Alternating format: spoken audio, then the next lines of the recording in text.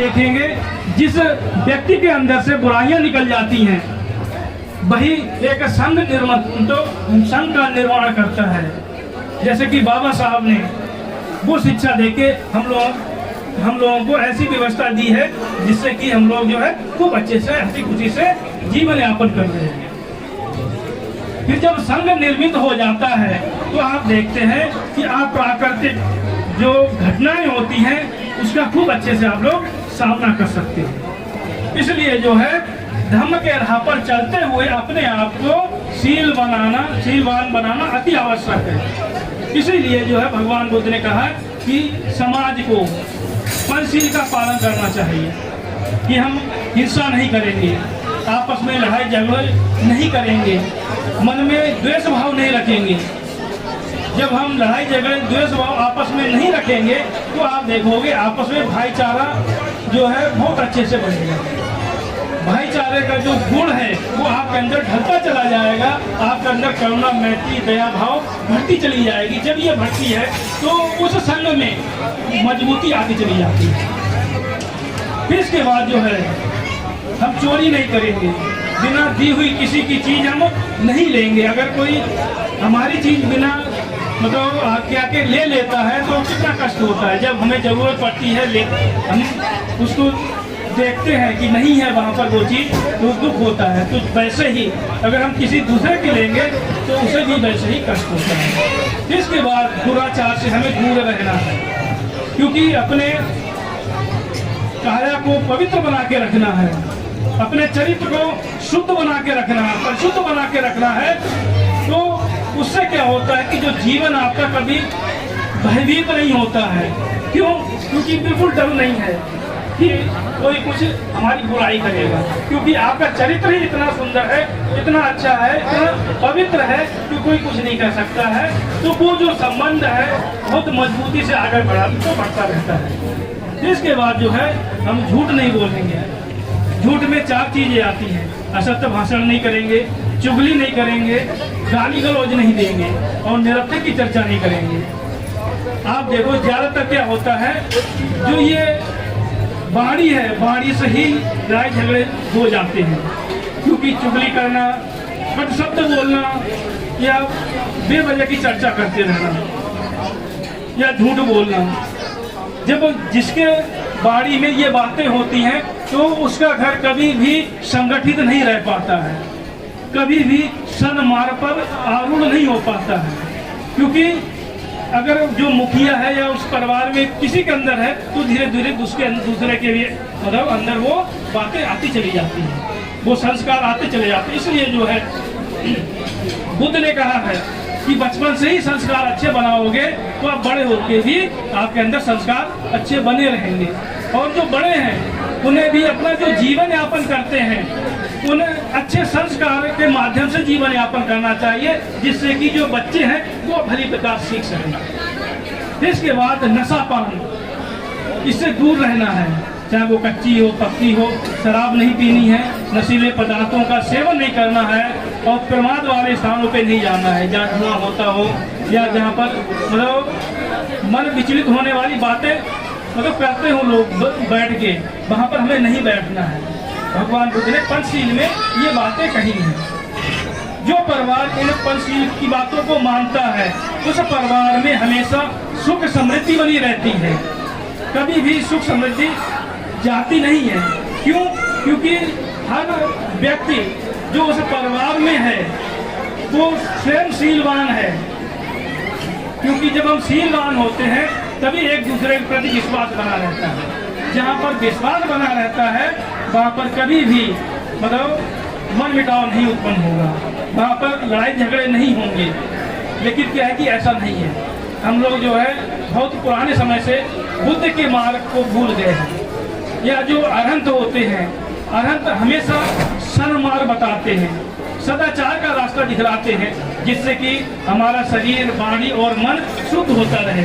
उनकी वाणी सुनने से अपना चित्त शांत हो जाता, निर्मल हो जाता है। जो अरहंत बुद्ध या महापुरुष की वाणी होती है, जो पढ़ते हैं आप देखोगे उनका स्वभाव, जो महापुरुष को नहीं पढ़ते उनका स्वभाव देखोगे। इसलिए जो है भगवान बुद्ध ने ये बताया है। और बुद्ध के समय में एक हम छोटी सी घटना बताते हैं। उस समय विशाखा नाम की एक कन्या थी जिसका विवाह मतलब जैसे लगन सगाई होती है उस समय भी जो विवाह मतलब संपन्न होता है वो उनका हुआ। तो उसकी माँ नहीं थी। पिताजी ने बताया कि आपको गृहस्थी कैसे चलानी है। उसमें उन्होंने कहा कि घर की आग बाहर मत ले जाना, बाहर की आग घर में मत लाना, सुख से बैठना, सुख से खाना, सुख से सोना, जो दे उसको देना, जो ना दे उसको देना। तो ये जो है उस समय भगवान बुद्ध ने बताया था। तो उसने संक्षेप में बताया। बताने के बाद जब वो अपने घर में आई तो उसने वैसे ही मतलब जीवन यापन शुरू किया। तो ये जो है घर की आग, जब घर में परिवार में सदस्य रहते हैं तो कहीं ना कहीं कुछ बात हो जाती है, मन मिटाव हो जाता है। जैसे कि 4 बर्तन होते हैं खटकते हैं, तो वैसे ही कुछ ना कुछ बात हो जाती है। तो वो जो है बाहर नहीं बतानी है, क्योंकि आप उस कहे को बाहर बताओगे तो जब वो वापस आएगी तो बहुत ज़्यादा बड़ी आग बन के आएगी, तो परिवार को जला देती है। या जो बाहर कलह है, बाहर लड़ाई झगड़े हैं, तो घर में हम चर्चा करेंगे तब भी घर में जो है आग बढ़ती चली जाती है, कलह बढ़ती चली जाती है। फिर सुख से बैठना, कि हमें ऐसी जगह बैठना है जहाँ पर बड़े बुजुर्ग ना आते हों, क्योंकि पुराने समय में संयुक्त परिवार हुआ करते थे। तो जो बड़े बुजुर्ग खूब होते थे, तो अगर ऐसी जगह बैठ गए जहाँ पर बड़े बुजुर्ग आएंगे तो उनके सम्मान के लिए उस समय खड़ा होना पड़ता था। आज से लगभग 30-40 साल पहले कोई भी बड़ा बुजुर्ग आ जाता था, उसके सम्मान के लिए सभी खड़े हो जाते थे। मैं बचपन में मुझे याद है कि जब सर्दी में आग सेकते थे तो कोई बड़ा आ जाता था तो उसके सम्मान के लिए खड़े होते थे, जगह देते थे। लेकिन क्या है कि ऐसा अब नहीं रहा। लेकिन क्या है कि जो मतलब गृहिणी होती है, जिसे घर परिवार चलाना है, बताएंगे थोड़ा ये बता लेंगे। तो क्या है कि हमें ये ध्यान रखना है। फिर इसके बाद जो है सुख से खाना, मतलब सभी को खिला दो, इसके बाद भोजन करना। पता चले पहले करने लगे तो सास ससुर आ गए या पति आ गया, तो अगर उसने खाना मांग दिया तो बीच से उठना पड़ेगा। फिर इसके बाद जो है सुख से सोना, मतलब सभी को सुला दो। इसके बाद खिड़की दरवाजे बंद है कि नहीं है, ये ध्यान रखना है। फिर इसके बाद जो है जो दे उसको देना, कि रिश्तेदार जो ऐसे होते हैं, संपन्न होते हैं धन संपत्ति से, वो आपके शादी ब्याह में मतलब देते हैं तो उनके शादी ब्याह में देने हैं। और बहुत से ऐसे होते हैं जो गरीब होते हैं, जो आपके शादी ब्याह में नहीं दे सकते हैं, उनके शादी ब्याह में आपको देना है। ये जो है भगवान बुद्ध के समय में उस मतलब विशाखा के पिताजी ने बताया था। ये जो है अभी आप लोगों ने सूत्र का पाठ सुना था। भगवान बुद्ध ने जो है अष्टांगिक मार्ग 4 8 सत्य बताए हैं, जिसमें 8 अंगों वाला ऐसा मार्ग बतलाया है जिस पर चल के अपने आप को धम्म के राह पर आरूढ़ कर सके। अष्टांगिक मार्ग जो है सबसे पहले है सम्यक दृष्टि, अपनी जो है समझ या अंडरस्टैंडिंग राइट होनी चाहिए, समझ जो है सम्यक होनी चाहिए। इसके बाद सम्यक संकल्प, कि आप जो संकल्प लो वो सम्यक होना चाहिए। अब जैसे कि आप दोनों लोग हो, आप लोगों की लगन सगाई होगी, फिर इसके बाद शादी होगी, तो आपको जो है 5 नियम बताए जाते हैं। तो उनको ध्यान में रखते हुए जीवन पर्यंत के लिए आपको संकल्प करना है कि हम इसी राह पर चलेंगे, अपना जो जीवन है अपन इसी प्रकार जिएंगे। तो वो जो संकल्प है आपको हमेशा सुख देता रहेगा, इसको बोलते हैं सम्यक संकल्प। फिर इसके बाद सम्यक वाणी का मैंने बता दिया था 4 बातें जो है।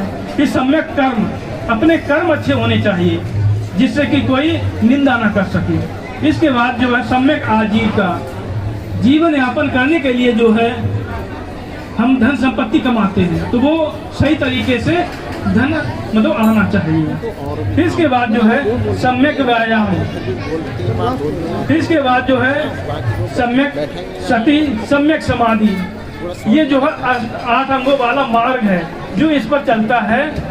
धीरे धीरे जो है उसके अंदर धम्म जागरूक होने लगता है। जब धम्म जागरूक होने लगता है तो आप देखोगे धम्मपद की 2 गाथा हैं। पहली मनोपुब्बंगमा धम्मा मनोसेठा मनोमया मनसा च पतुठेन मनसा च प्रसन्नेन भासति वा करोति वा ततो न दुख मनवेति चक्कं व बहतो पदम।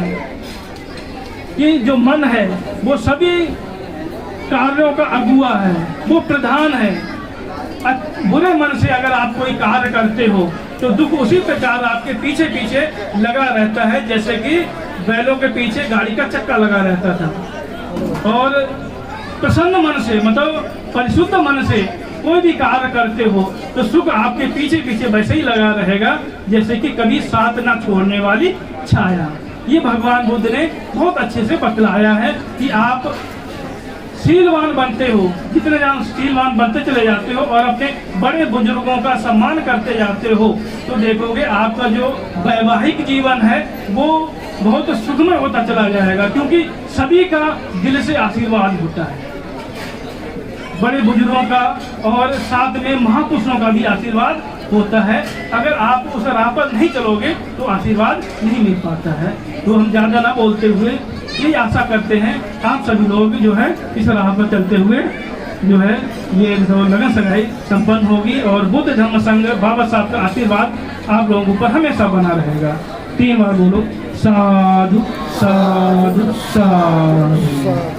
विनिमित साबुदंतं गिरमेखलं उदित घोर ससेन मारं दानादि धम्म विधना जितवा मुनिन्दो तं तेजसा भवतु ते जय मंगलानि। मारातिरेकमवियोजित सब्बरतिं घोरं पनालवकमकमथद्दयखं खन्ति सुदन्त विधना जितवा मुनिन्दो तं तेजसा भवतु ते जय मंगलानि। नालागिरिं गजवरन्नतिमत्तभूतं दावग्गिचक्रमसनीम सुदारुणन्तं मेतम्बुशेखविधना जितवा मुनिन्दो तं तेजसा भवतु ते जय मंगलानि। कुक्षित खड्गमतिहत सुदारुणन्तं धावन्ति योजनपदङ्गुलिमालवन्तं देवी शङ्खतमनो जितवा मुनिन्दो तं तेजसा भवतु ते जय मंगलानि।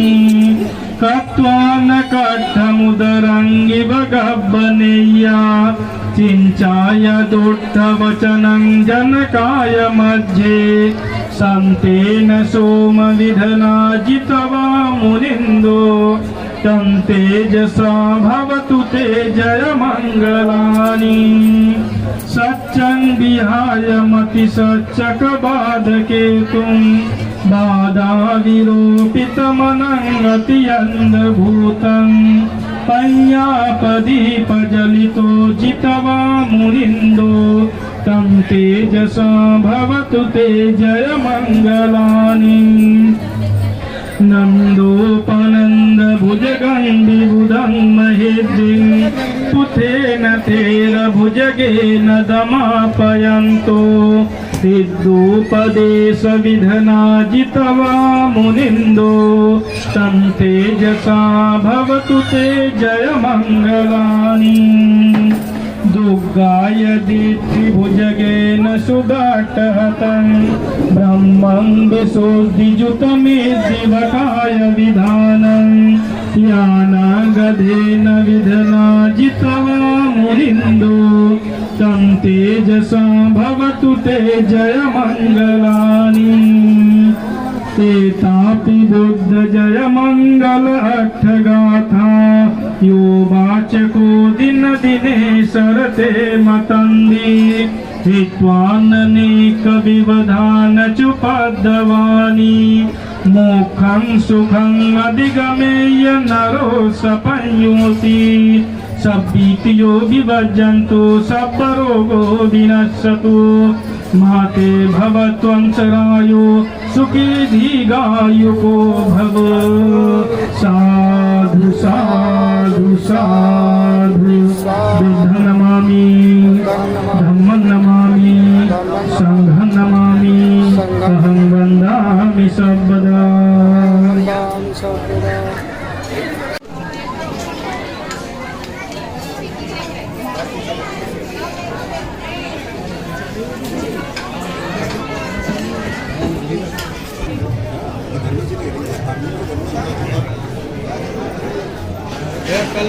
अंगूठा लगा लो, आप लगा लो आराम से। आप रिलैक्स होके एकदम।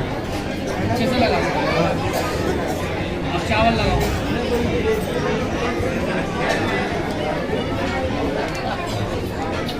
आप देखना भैया, भैया फेस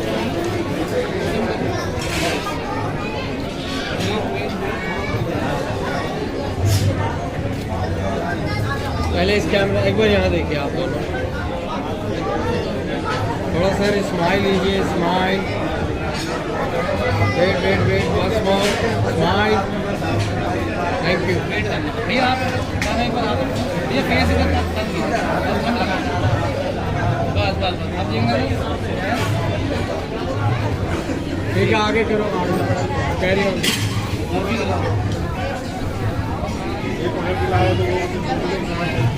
एक बार लगाओ लगाओ लगाओ लगाओ। लिप्स बंद करो, बंद करो, बंद। यस, इधर देखिए। ठीक है।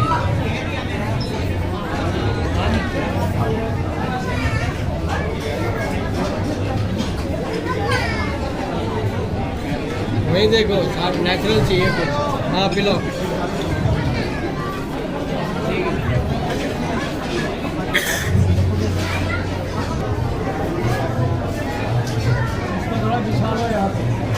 आप पकड़ लो दोनों हाथ। ऐसे पकड़ लो भाई, हाँ ऐसे पकड़ लो। हाँ अब ये सामान परफेक्ट एकदम। अब 1 मिनट पहले इस कैमरे में देखिए।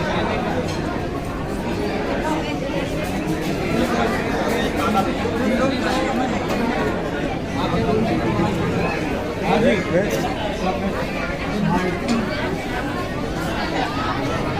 हाँ देखिए फ्रेंड,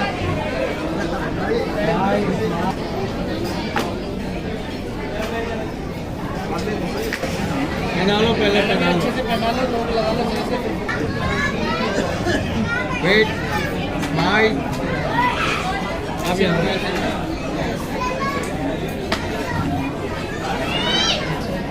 ठीक है।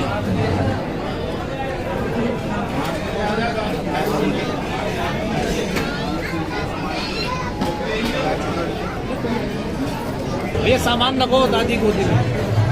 हाँ यहाँ देखना, आप दादी को भी दिखाओ, दादी को भी दिखाओ। हाँ यहाँ देखिए, दिखाओ। फोन पीछे कर लो।